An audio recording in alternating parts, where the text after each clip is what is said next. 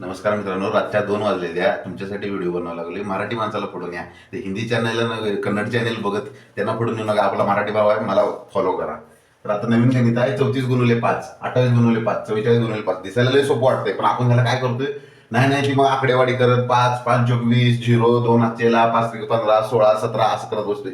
ज्या गणिताला 2 सेकंद किंवा 3 सेकंदाचा वेळ लागत नाही, त्या गणिताला तुम्ही 30 सेकंद वेळ लावताय आणि पेपर पण निघून जाते. चांगले क्वेश्चन निघून जातात. असे सोप्या गणिताला तुम्ही जर 30 50 सेकंद लावत असाल तर बाकीचा पेपर निघून जातो. तर असं जर गणित आलं, गुणाकार 5 आला तर डायरेक्ट काय करायचं, टिक्स आहे.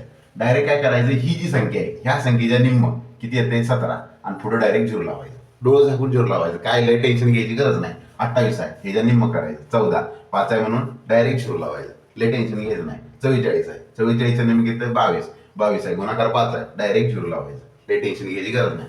एवढं कळलं तर हे गणित तुमच्यासाठी. हे गणित सोडवा आणि कमेंटमध्ये फेकून मारा. मला फॉलो करा.